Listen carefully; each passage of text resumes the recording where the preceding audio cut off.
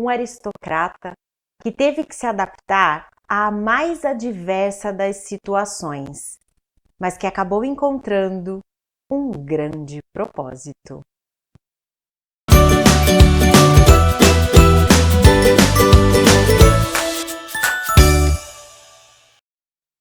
Olá, sejam muito bem-vindos ao Passeio Literário. Eu sou Priscila e a nossa experiência de hoje será guiada pelo livro Um Cavalheiro em Moscou, do escritor norte-americano Amor Towles.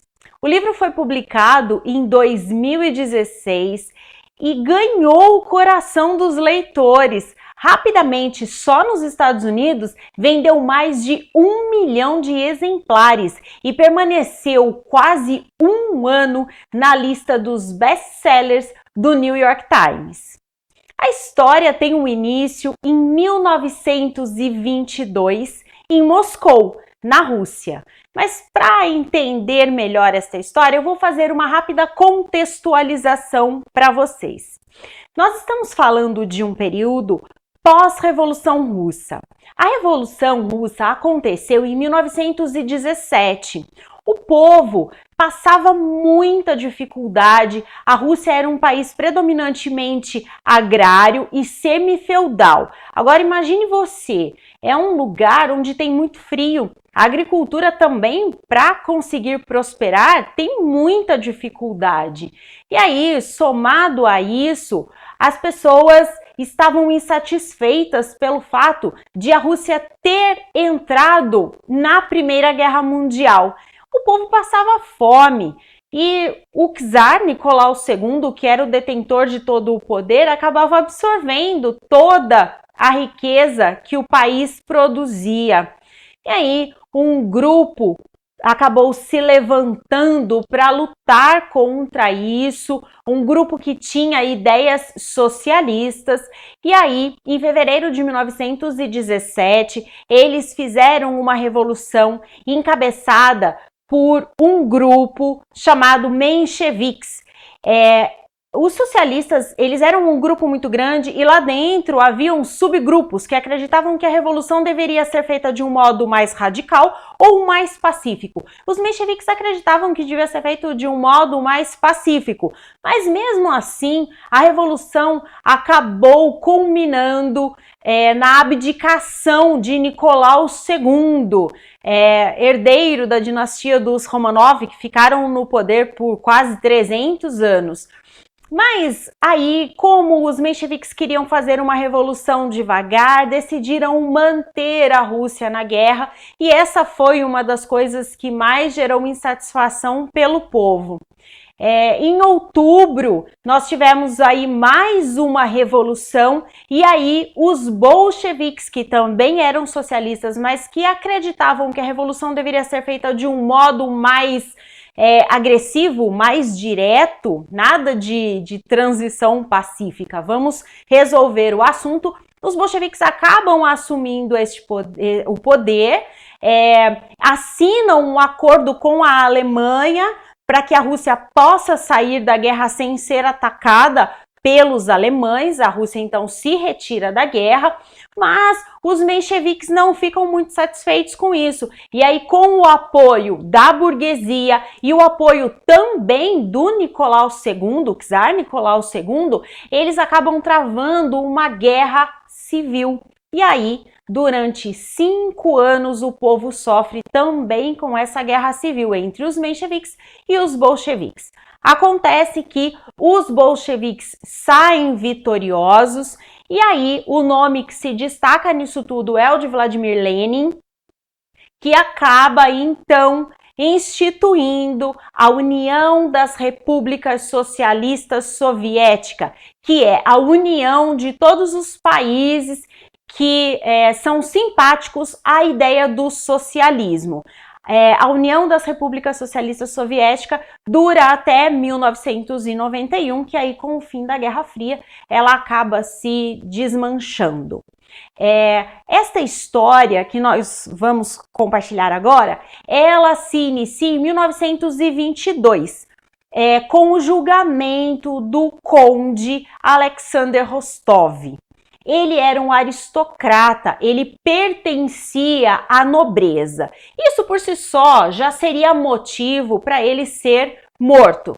Mas o que se discute neste julgamento, que a gente já conhece nas primeiras páginas da história, é que havia sido atribuído a ele a criação de um poema que seria contra os interesses da Revolução.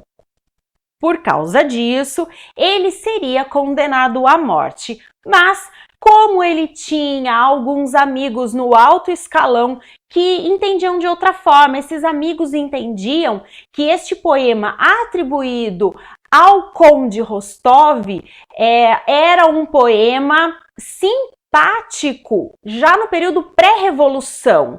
Então, se antes da Revolução ele era simpático aos interesses do povo, não havia motivo, isso era uma perseguição que não se justificava. Então, ele acaba sendo absolvido da pena de morte, mas é condenado a uma prisão domiciliar perpétua. E aí, então, ele é privado do maior bem que um homem possui, que é a sua liberdade. Na época, ele tinha por volta de 33 anos e já fazia 4 anos que ele morava no Hotel Metropol, que é o hotel central, o hotel mais luxuoso de Moscou. E lá, ele já tinha levado até uma mobília, então objetos de decoração, cadeiras, mesas, tudo aquilo que foi herdado dos seus antepassados da aristocracia estavam no quarto dele, que era um quarto muito luxuoso no Hotel Metropol. Então ele é condenado a ser prisioneiro ali. E ele recebe um aviso muito claro: se você colocar os pés para fora, você vai ser morto. Não existe essa possibilidade. Quando ele volta para o hotel, ele não imagina a mudança que a vida dele vai sofrer. Porque ele vai ser prisioneiro, mas não no quarto onde ele estava instalado, porque quem passa a arcar com as despesas é o Estado. Então, ele é colocado num quarto muito afastado, que seria um quarto de bagunça, e ali ele precisa dar um jeito de sobreviver. Os amigos dele não estão por perto, muito embora ele mantenha um relacionamento de muita proximidade, de muita gentileza com todos os funcionários do hotel, ele ali é uma pessoa sozinha. E é até um tanto triste ver que ele vai tentar levar os móveis para o novo quarto dele, mas não cabe. Ele acaba tendo que deixar para trás não apenas a vida que ele tinha, mas tudo aquilo que era símbolo da história da sua família. E aí ele precisa então se adaptar. E nós percebemos uma resiliência imensa do conde, porque no final das contas ele consegue fazer do hotel o seu lar e de todos os funcionários a sua família. Ele estreita laços com as pessoas que trabalham no hotel e ele faz amizade muito fácil também com as pessoas que estão chegando. Ele é uma pessoa muito refinada, de muitos bons modos, ele é um verdadeiro cavalheiro, ele é encantador, ele sabe se aproximar das pessoas, conquistar a amizade das pessoas, e é através dessas pessoas que passam pelo hotel que ele vai sabendo o que está acontecendo no mundo, que ele conhece como está a revolução, que fim deu a revolução, se acabou, se não acabou, se deu certo, se não deu certo, quem está no poder, como é conduzida essa política. É através dessas pessoas que chegam no hotel que ele acaba se informando de tudo que acontece no mundo. Chega um determinado momento, ele percebe que está muito ocioso e que precisa fazer alguma coisa, ele acaba então se candidatando para uma vaga de trabalho no hotel. Ele é um exímio conhecedor de comidas e de vinhos e ele coloca todo esse conhecimento a serviço do Hotel Metropol. Acontece que, dentre essas muitas pessoas que entram e saem deste hotel, ele conhece uma garotinha que acaba mexendo muito com ele acaba se encantando por essa menininha e eles fazem uma amizade, eles criam um laço de amizade muito consistente, muito sólido. Quando essa menina vai embora, ele sente a falta dela, mas ela retorna alguns anos depois e o que ela deixa aos cuidados dele dá um novo propósito para a vida desse conde. Ele acaba cuidando de algo muito precioso para essa garotinha, que a essa altura já é uma mulher. Ele acaba cuidando de algo que é muito caro e muito precioso para ela. E este cuidado todo acaba dando a ele um propósito de vida.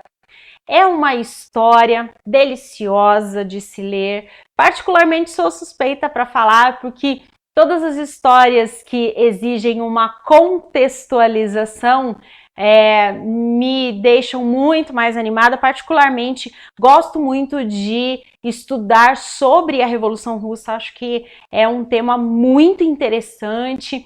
E a maneira como o autor conta esta história, sem dúvida, este livro é um dos meus favoritos. Não é uma história que traz muitos pontos de reflexão, tem sim alguns pontos de reflexão, principalmente no que se refere à resiliência dele, a maneira como ele acaba encarando toda essa privação de liberdade. Mas é uma leitura muito gostosa, é uma leitura muito agradável. O livro, apesar de ser aí grande, tem um pouco mais de 450 páginas, flui muito rapidamente. É daqueles personagens que, se eu tivesse oportunidade, gostaria de conhecer. Não sei se você já teve essa experiência literária. Se você não teve, fica aqui uma dica super especial para você dar uma chance para esta obra. Se você já conhece, deixa aqui nos comentários, compartilhe conosco quais foram as suas percepções, se você gostou ou se você não gostou do Conde Rostov, o que você achou dos rumos que a história tomou e da maneira como ele se adaptou a essa nova realidade que foi a privação da liberdade.